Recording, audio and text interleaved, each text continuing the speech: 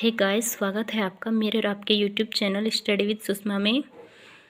इससे पहले हम 2 टॉपिक्स पर लेसन प्लान डिस्कस कर चुके हैं। आई होप आपको ऐसे एंट्रीज तो करनी आ गई होगी। फिर हम सीधे मैं टॉपिक पर चलती हूँ। हमारा टॉपिक है आज का प्रकाश। इसमें जो जनरल ऑब्जेक्टिव लिखे जाते हैं, जनरल ऑब्जेक्टिव, वो हमारे सब्जेक्ट से रिलेटेड होते हैं, साइंस से लिखे जाएंगे। फर्स्ट जिसमें मैंने लिखा है छात्रों को विज्ञान के प्रति रुचि उत्पन्न करना तथा उनमें एकाग्रता, आत्मविश्वास एवं आत्मनिर्भरता के भाव का विकास करना। सेकंड लिखा है छात्रों को विज्ञान के तथ्यों से अवगत कराना। थर्ड, छात्रों में विधिवत रूप एवं कर्मबद्धता से कार्य करने की आदत का विकास करना। फोर्थ, छात्रों में वैज्ञानिक दृष्टिकोण का विकास करना। अब जो स्पेसिफिक ऑब्जेक्टिव्स होते हैं, विशिष्ट उद्देश्य, वो हमारे प्रकरण से रिलेटेड होते हैं, जिसमें मैंने लिखा है छात्र प्रकाश का प्रत्यास्मरण कर सकेंगे। सेकंड, छात्र प्रकाश का प्रत्याभिज्ञान कर सकेंगे। थर्ड, छात्र प्रकाश की व्याख्या कर सकेंगे। फोर्थ, छात्र प्रकाश का विश्लेषण कर सकेंगे। अब प्रीवियस नॉलेज में हमें ये लिखना होगा, छात्रों से अपेक्षित है कि वे प्रकाश के विषय में जानकारी रखते हैं। टीचिंग एड्स, सामान्य कक्षोपयोगी सामग्री जैसे चौक, डस्टर, श्यामपट्ट, संकेतक, चार्ट आदि। फिर हमारा शिक्षण बिंदु स्टार्ट करने से पहले हमें प्रस्तावना प्रश्न करने होंगे स्टूडेंट से कि वो इस जो टॉपिक हम पढ़ाने जा रहे हैं उसके बारे में कितनी जानकारी रखते हैं। पाठ्यवस्तु में लिखा जाएगा पूर्व ज्ञान पर आधारित प्रश्न। उद्देश्य एवं उनका विशिष्टीकरण में लिखा जाएगा छात्र पूर्व ज्ञान का प्रत्यास्मरण कर सकेंगे तथा प्रकाश से संबंधित तथ्यों एवं प्रत्ययों का प्रत्याभिज्ञान कर सकेंगे। उसके बाद प्रस्तावना प्रश्न करने होंगे हमें, जैसे मैंने लिखे हैं, यदि एक अंधेरे कमरे में वस्तुओं को देखने का प्रयास करें तो क्या होगा? तो बच्चे बताएंगे वस्तुएं दिखाई नहीं देगी। सेकंड क्वेश्चन मैंने रखा है, यदि उसी कमरे में जलती हुई मोमबत्ती लेकर जाएं तो क्या होगा? तो बच्चे बताएंगे कमरे में रखी वस्तुएं दिखाई देने लगेंगी। थर्ड क्वेश्चन मैंने लिखा है, किसके कारण हमें अंधेरे कमरे में वस्तुएं दिखाई देने लगी? तो बच्चे बता रहे हैं मोमबत्ती द्वारा निकले प्रकाश के कारण। फिर लास्ट रखा है मैंने, प्रकाश क्या है? तो बच्चे अटक जाएंगे, बच्चों पे बताया नहीं जाएगा, ये तो समस्यात्मक प्रश्न हो जाएगा और यहीं से हमारा उद्देश्य कथन निकल आएगा। तो हम बताएंगे बच्चों को प्रकाश एक प्रकार की ऊर्जा है जो वस्तुओं को देखने में सहायक है। छात्रों, आज हम प्रकाश के विषय में ही अध्ययन करेंगे। छात्र ध्यानपूर्वक सुनते हैं और हमारी विधि कौन सी चल रही है? प्रश्नोत्तर विधि। अब शिक्षण बिंदु स्टार्ट करने से पहले हमें विकासात्मक प्रश्न पूछने होंगे, जिसमें हमारा शिक्षण बिंदु या पाठ्य वस्तु जो है प्रकाश द्वारा वस्तुओं का दिखाई देना। विकासात्मक प्रश्न करने होंगे, अंधेरे कमरे में वस्तुएं देखने के लिए हम किन किन चीज़ों का प्रयोग करते हैं? तो बच्चे बताएंगे टॉर्च, लैंप, मोमबत्ती आदि। प्रश्नोत्तर विधि चल रही है। नंबर 2 क्वेश्चन, किसकी उपस्थिति के कारण अंधेरे कमरे में वस्तुएं दिखाई देने लगी? प्रकाश की, बच्चे बताएंगे। फिर हम क्वेश्चन करते हैं, अंधेरे कमरे में वस्तुएं प्रकाश पड़ने पर क्यों दिखाई देने लगती हैं? तो समस्यात्मक प्रश्न, बच्चे बता नहीं पाएंगे और फिर यहीं से हम स्पष्टीकरण शुरू करेंगे। स्पष्टीकरण लिखते वक्त हमें उद्देश्य एवं उनका विशिष्टीकरण में लिखना है, छात्र प्रकाश के बारे में जान सकेंगे। स्पष्टीकरण में लिखेंगे, जब हम अंधेरे कमरे में प्रकाश ले जाते हैं तो वहाँ रखी हुई वस्तुओं पर प्रकाश पड़ता है। वस्तुओं से टकराने के पश्चात प्रकाश हमारी आंखों पर पड़ता है, जिसके फलस्वरूप हमें वस्तुएं दिखाई देती हैं। छात्र ध्यानपूर्वक सुनते हैं, व्याख्यान विधि चल रही है और मूल्यांकन प्रश्न भी हमें साथ के साथ पुटअप करने होंगे। प्रकाश क्या है? तो बच्चे उसका आंसर दे देंगे, या नहीं दिया तो फिर आपको दोबारा से समझाना होगा। फिर नेक्स्ट शिक्षण बिंदु है प्राकृतिक प्रकाश स्रोत। इससे पहले भी हमें विकासात्मक प्रश्न पूछने होंगे, जैसे मैंने किए हैं। प्रकाश के स्रोत कौन कौन से हैं? तो बच्चे बताएंगे सूर्य, टॉर्च, लैंप, मोमबत्ती, तारा आदि। फिर मैंने सेकंड क्वेश्चन रखा है, इन सभी प्रकाश स्रोतों में सबसे महत्वपूर्ण प्रकाश स्रोत कौन सा है?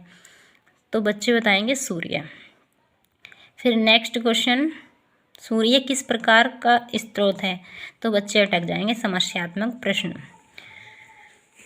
फिर हमें स्पष्टीकरण करना होगा, जहाँ पर बच्चे अटक गए उसी को लेकर। सूर्य किस प्रकार का स्रोत है, तो हमारा प्राकृतिक प्रकाश स्रोत शिक्षण बिंदु चल रहा है, तो इसी को हमें स्पष्ट करना होगा।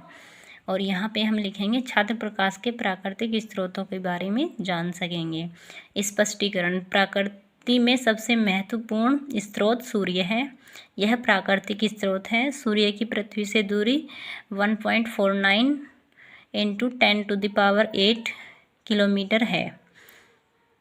तारे भी प्राकृतिक स्रोत हैं। पृथ्वी से तारों की दूरी सूर्य की अपेक्षा बहुत अधिक होने के कारण ये छोटे तथा चमकदार दिखाई देते हैं।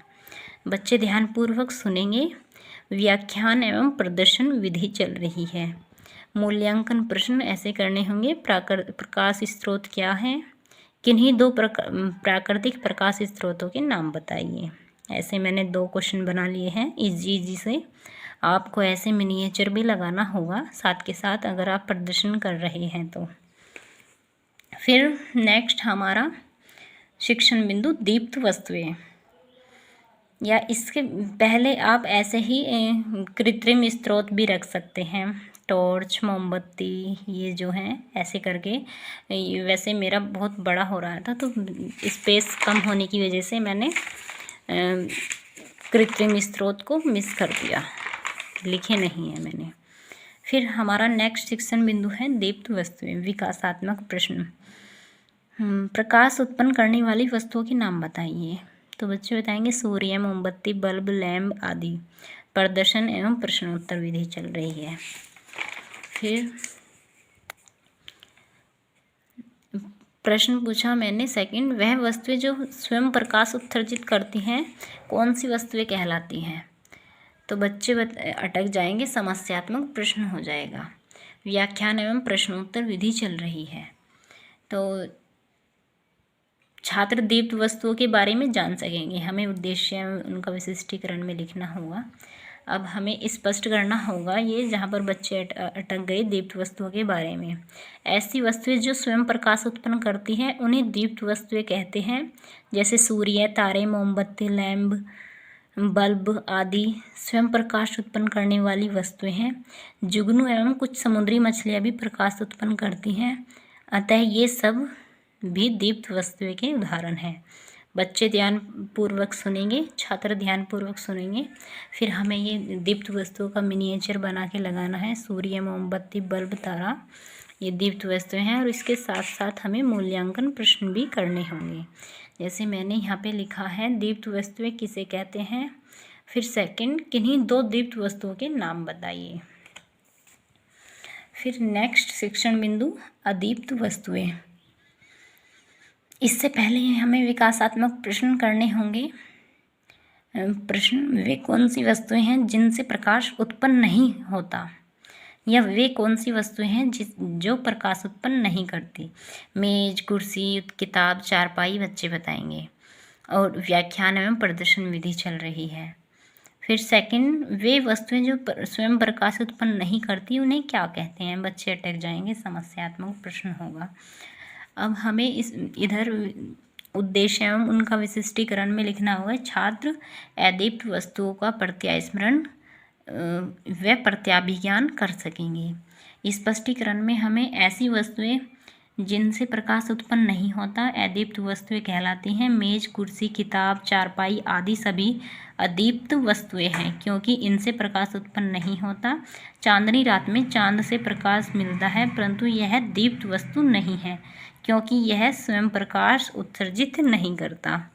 अब इसके साथ साथ मैंने मूल्यांकन प्रश्न भी पूछे हैं, ऐसे ही आप भी पूछिएगा। यहाँ पे अदीप्त वस्तुएं क्या हैं। प्रश्न नंबर 2, निम्न वस्तुओं में से दीप्त और अदीप्त वस्तुओं को छांटिए। सूर्य, लैंप, चंद्रमा, मोमबत्ती, कुर्सी। ऐसे ही आपको मिनिएचर भी लगाना होगा। फिर ये हमारा स्पष्टीकरण अभी कंप्लीट नहीं हुआ था। स्वयं प्रकाश उत्सर्जित नहीं करता, यह सूर्य के प्रकाश से प्रकाशित होता है। जो चंद्रमा है वो अदीप्त वस्तुओं का उदाहरण है। फिर हमें हमारा ये शिक्षण बिंदु कंप्लीट हुआ। हमें शामपट सारांश भी लिखना होगा। इसमें उद्देश्य एवं उनका विशिष्टीकरण में लिखा जाएगा। ज्ञान को स्थायी करना, छात्र अध्यापक द्वारा पाठ के विकास के साथ साथ सैंपट सारांश भी विकसित किया जाएगा। छात्र क्रियाएं में छात्र ध्यानपूर्वक अवलोकन करेंगे। कक्षा कार्य एवं निरीक्षण कार्य में छात्र अध्यापक छात्रों को सैंपट सारांश अपनी अभ्यास पुस्तिका में उतारने को कहेगा एवं कक्षा में घूम घूम कर निरीक्षण करेगा। छात्र ध्यानपूर्वक या शांतिपूर्वक सैंपट सारांश को अपनी अभ्यास पुस्तिका में उतारेंगे। गृह कार्य में हमें ज्ञान को स्थायित्व प्रदान करना, यह हमारा उद्देश्य है। छात्र अध्यापक अभ्यास हेतु गृह कार्य के प्रश्नों को देता है। छात्र दिए गए प्रश्नों को कॉपी पर लिखते हैं। प्रश्न मैंने किए हैं, इसमें कम से कम क्वेश्चन करिएगा। प्रकाश स्रोत क्या है? सेकंड क्वेश्चन, प्राकृतिक एवं कृत्रिम प्रकाश स्रोत क्या है? उदाहरण भी दीजिए। प्रश्न नंबर 3, दीप्त और अदीप्त वस्तुएं क्या हैं? उदाहरण सहित समझाइए। फिर लास्ट में हमें तकनीकी एवं साधन में सैंपट एक ब्लैक चार्ट पर ऐसे बना के भी लगाना होगा। ये मेरा लेसन प्लान कंप्लीट हुआ। Thanks for watching. Subscribe my channel and share with your friends. Thank you.